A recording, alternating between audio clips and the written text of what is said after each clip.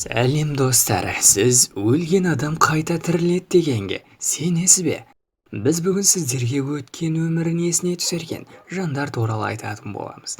Видеомыз басталмай тұрып, арнамызға жазылып, лайк басуды ұмытпаңыздар. Ендеше біз бастаймыз. Өлген адамдардың қайта туатыны жайлы әлем елдерінің баспасөз беттерінде жиі жазылып жүр. Оған бірқатар оқиғаларды мысал етіп көрсетеді. Біздің елде де бұл тақырыпта қалам тартатындар кезігіп тұрады. Біздің елде де мұндай оқиға орын алған екен. Өлген адамдардың қайта туатыны шын немесе өтірік екенін дәлелдеу ғылымның еншісінде.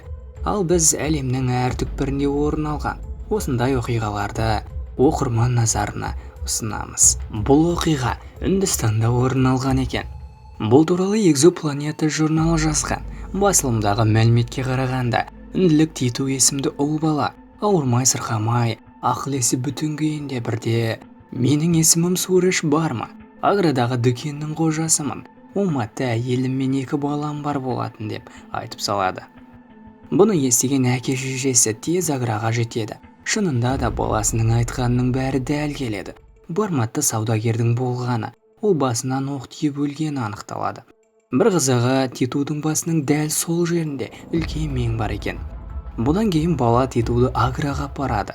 Ол бірден сұрамай-ақ өз үйін тауып өзінің әйелін бірден таныған. Ал балаларын өз аттарымен атаған. Сондай-ақ тағы бір оқиғада 10 жасар ағылшын қызы 1 сағат ішінде испан тілінде сөйлеп кеткен. Өз ана тілін түсінбей, әке-шеше бауырларын танымастай халге жеткен. Ол бір нәрседен қорқатынын нұсқай айта берген. Ал дәрігерлер қыздың дені сау деп тапқан. Испан тілін білетін тілмаш арқылы қызбен сөйлескенде, ата-анасы есінен тана жаздайды. Қыз: "Мен Испаниядағы Толедо қаласында өмір сүргем.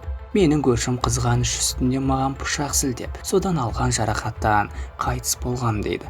Сонымен бұл жас қызда Толедо көшесіндегі үй-жайын, тіпті қылмыс болған жерді де есіне сақтап қалған. Кейін полиция дерек бойынша тексергенде бәрі расталады. Испан полицейі болса осы мекен жайда тұратын қарт ата-ананың елді сұлулығымен таң қалдырған 22 жасар қыздарын біреулер өлтіріп кеткенін, ал ол әлі ашылмағанын айтады. Ресейде болған бір оқиғада Саша Федоренко атты 6 жасар бала туралы бұлай баяндалады. Сашаның дені сау, оның айыбы үйінде аз уақытқа да қалудан қорқады. Алғаш бұның себебі неден екені белгісіз болды. Дәрігерлер Сашаның денсаулығы бір қалыпты екенін айтады. Бір қызығы, Саша жас кезінде әртүрлі аңдар бейнесін келтіріп, әртүрлі жан-жануар қимылын және дауысын дәл салған екен.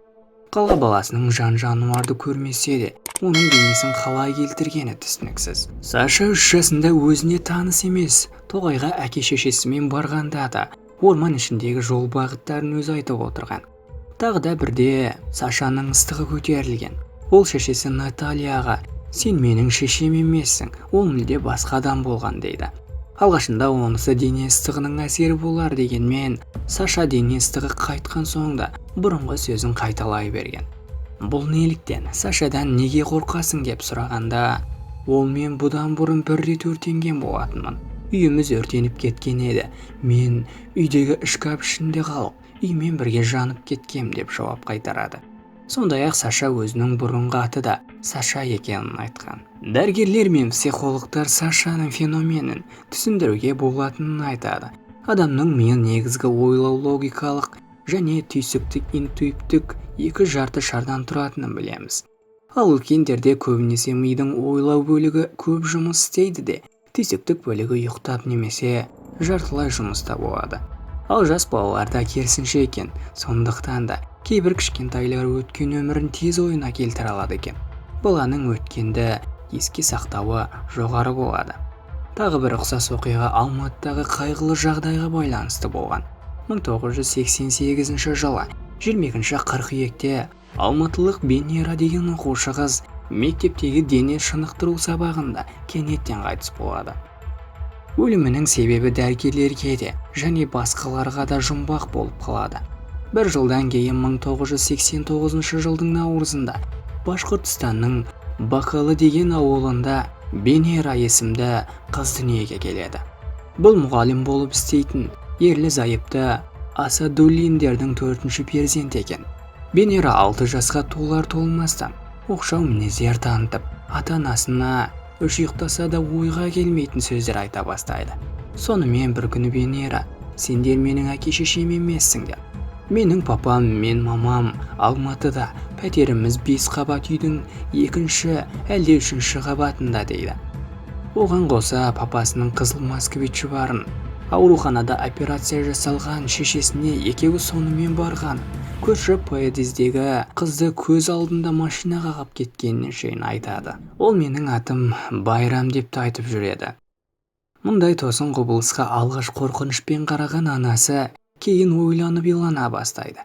Анасы Алматыға «Вечерняя Алматы» газетіне жағдайды айтып, хат жазады. Газет оқиғаны бірден жариялайды. Көп ұзамай Алматыда қайтыс болған Венераның әкесі Мұса мен анасы Халида Абдрахмановтардан хабар алады.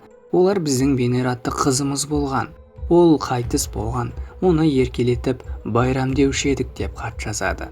Марқұм қызының шашы қара болғанында, көрші қызды машина қаққанында жазады.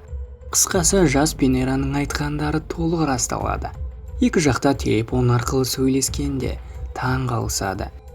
Сәби Венерадан Алматыдағы мамаңның аты кім деп сұрағанда, мамасының сіңілісінің атын айтқан. Себебі Венераны мамасының сіңілісі баққан екен. Ал апасының атын нақты айта алмағанымен, бірге оқыған жақын қыздың түр-тұлғасын нақ айтқан. 1996 жылы алматылық Абдрахмановтар Башқұртстанға барады. Венера папа-мама деп құшақ жая ұмтылады. Екінші ата-анасын тапқаннан соң ғана Венера тынышталыпты. Кейінде екі отбасы хабарласып тұрған. Сіз мұндай оқиғалар орын алады дегенге сенесіз бе? Егер алда-жалда сіздің өміріңізде де мұндай жағдай кез болса, не істер едіңіз? Төменге өз ойыңызды жаза кетіңіз.